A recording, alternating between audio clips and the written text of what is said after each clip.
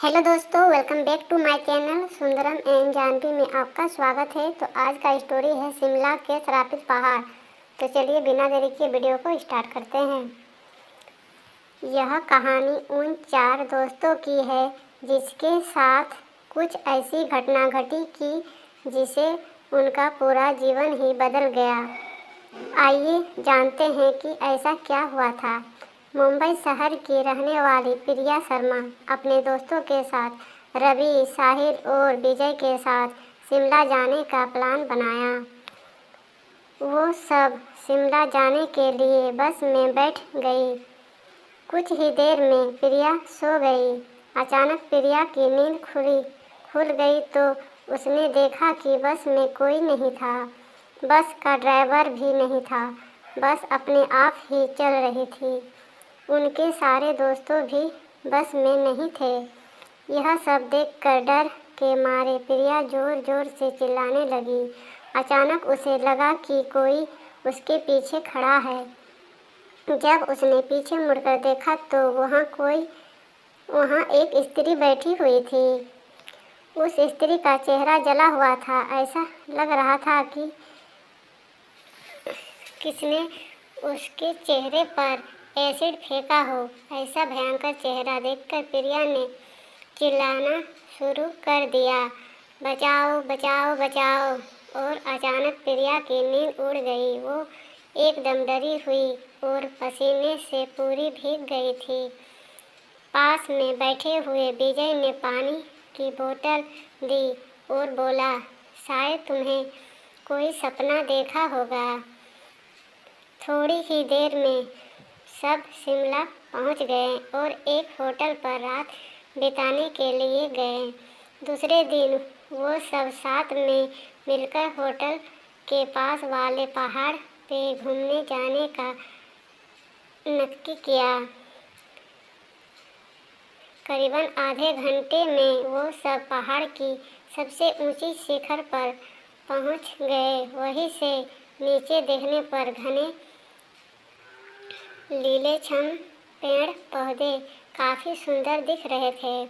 अचानक साहिल चौंक गया और बोला, नीचे देखो, कोई खड़ा है, लगता है कोई स्त्री है। विजय और रवि भी देखने लगे लेकिन उन्हें कोई दिख नहीं रहा था और बोले, तू पागल हो गया है क्या? इस घने जंगल में कोई स्त्री कैसे आ सकती है? तुम्हें शायद कोई भ्रम हुआ होगा। उसके बाद वो सब खुली जगह पर चले गए। रात होने वाली थी इसलिए वो सब ने पहाड़ पर ही रुकने का निर्णय किया। इसलिए उन सब ने वहाँ पर ही तंबू लगाया और खाने पीने के लिए सामान बाहर निकाला। प्रिया की बैग तंबू के बाहर थी इसलिए वो लेने के लिए बाहर गई तो वहाँ पर उसे किसी की आवाज़ सुनाई दी। प्रिया उस आवाज़ की ओर अपनी नज़र घुमाती है तो उन्हें सामने से कोई 3 आदमी आते हुए दिख रहे थे। उनके साथ में धारदार हथियार देखकर प्रिया डर जाती है और दौड़ के तंबू के अंदर आ जाती है। उसने अपने दोस्तों से भी यह बात की लेकिन कोई उसकी बातों पर विश्वास नहीं कर रहे थे। प्रिया चिल्लाकर बोली, आप सब पागल हो गए हो क्या? कोई भी मेरी बातों पर भरोसा नहीं कर रहा है। चलिए मेरे साथ, बाहर मैं आपको बताती हूँ। वो सभी बाहर आके शिखर की टॉर्च से नीचे देखने लगते हैं। उतने में ही उन सभी को लगता है कि कोई 3 लोग उनकी ओर बढ़ रहे हैं। यह सब देखकर वो सभी डर जाते हैं और तुरंत ही अपना अपना सामान समेटने लगते हैं और बड़े से पत्थर के पीछे जाके छुप जाते हैं।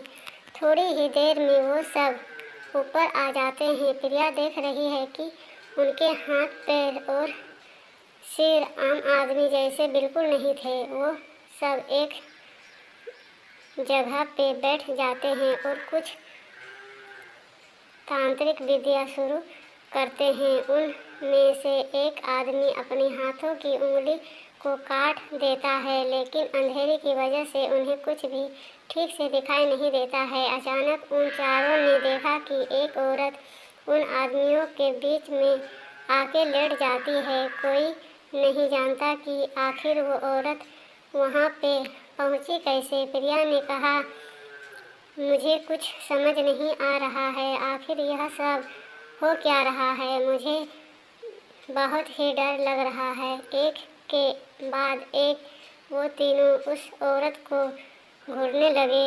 वहीं पे अचानक उस औरत ने अपनी उंगली उठाई और हमारी तरफ इशारा करने लगी। हम सब डर गए।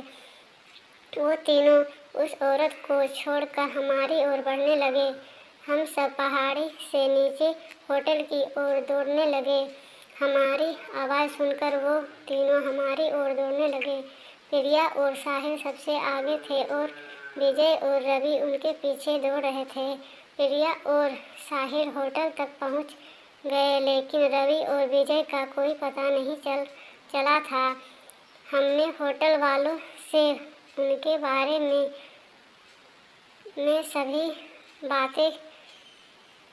बातें की तो उन लोगों ने कहा कि उस पहाड़ पे कोई नहीं जाता है, वो पहाड़ श्रापित है। जो भी वहाँ जाता है वो कभी वापस नहीं आता है। आपकी किस्मत अच्छी थी कि आप सभी जिंदा हैं, लेकिन हमारे दोस्त रवि और विजय कभी भी वापस लौट के नहीं आए। हमने उन्हें ढूंढने का बहुत ही कोशिश की, पुलिस कंप्लेन भी करवाई, लेकिन कोई फर्क नहीं पड़ा। वीडियो पसंद लगे तो लाइक शेयर एंड सब्सक्राइब जरूर कीजिए।